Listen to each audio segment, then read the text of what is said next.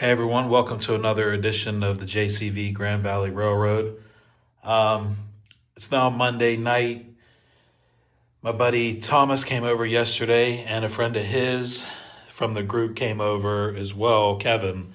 And basically, Kevin, I guess, is a soldering master, and he got all the track pretty much soldered up together, except for a few sections on the third line that I have going around the track. We didn't get to that one yet. I can't remember why we didn't do that one, but um, just gonna update you on some work that I'm gonna do. So I'm gonna record this, and then Victoria and her friend Addison are gonna kind of help me do some stuff here tonight.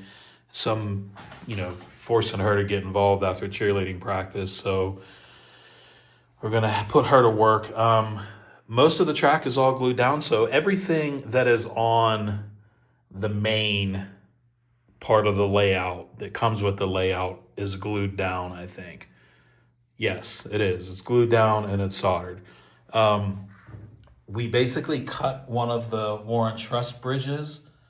We probably cut about 2 inches off of it to make that go across there. So that's looking good. We just gotta pretty much put the sides on it and put some pillars underneath of it to hold it up, because the road that goes into the town is gonna go right up under there.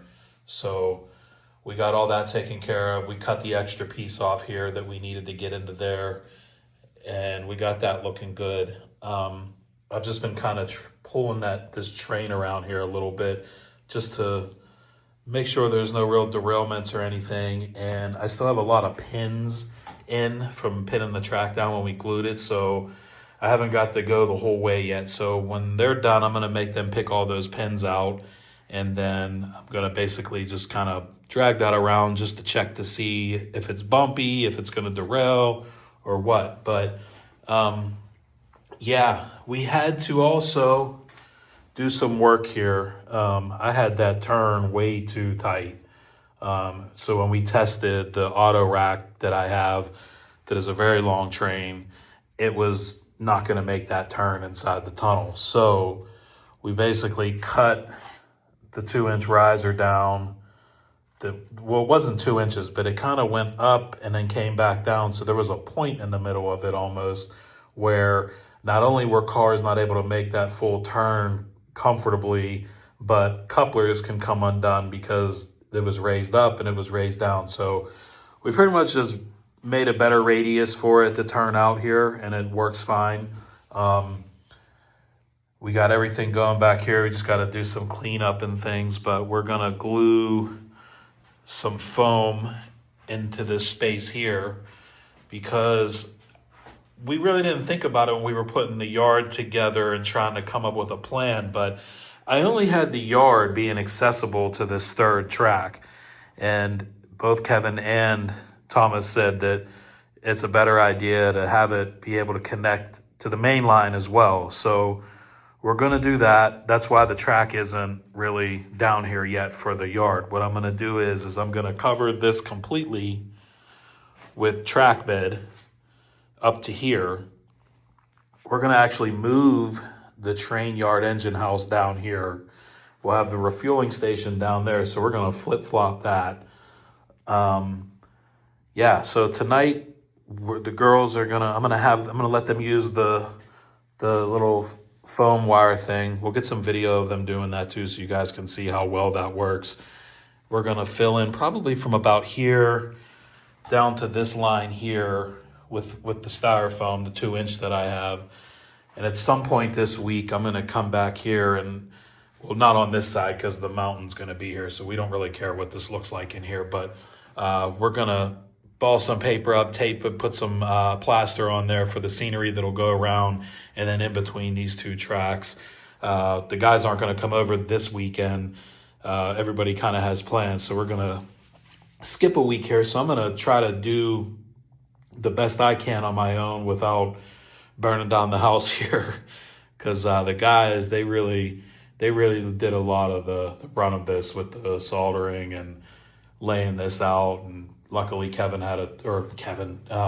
had a tool to be able to literally, it was almost like a little spatula where it was just, you just put it right through here and cut right through it, where is if we didn't have that, we'd probably still be here cutting that. But we went at it hard yesterday. We were down here for probably like 7 hours really going through this. So gluing everything, putting nails in all the track and all that stuff. So yeah, I'm going to get the girls down here. I got to pick Victoria up from cheerleading practice here, and then I'm going to put her and her friend to work for a little bit and get some of this stuff done. So you can enjoy that part, and I'll be back to you in a little bit. Hold on. No, it's not that hard. Why is it scared? I need a little piece more.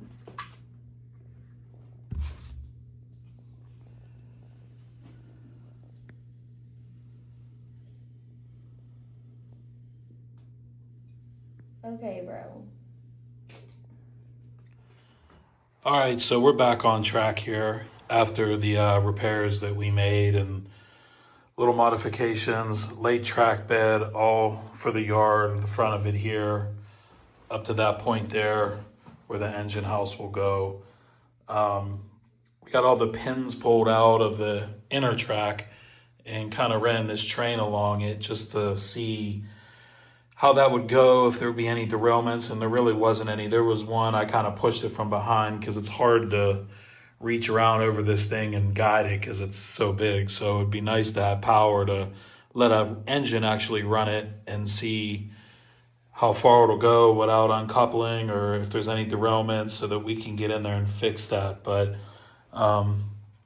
yeah, it's looking good. All the glue's dried up from the track yesterday. We just got to let this dry up here now. All the road bed for the track that I have. That's all I have left. So we'll need probably 2 or 3 small pieces of that just to fill in here to have it come over. I filled this in with styrofoam. The girls were cutting the foam up, as you guys saw, to make that piece possible there.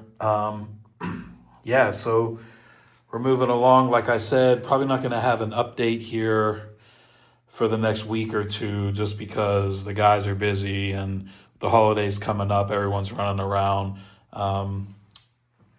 Wednesday night or Thursday, we might fill that in there up to get all that level, cut some foam or something. Nothing earth shattering. If we do that, I'll post it. But until next time, like and subscribe, send some comments. I enjoyed talking to a couple of you guys that have reached out so far. It's been pretty cool to learn that other people are building this and kind of didn't want to post videos. And I'm trying to, talk them into doing it just so we can see the process and all that. It's not about how great the quality of video, the sound and edits and all that stuff.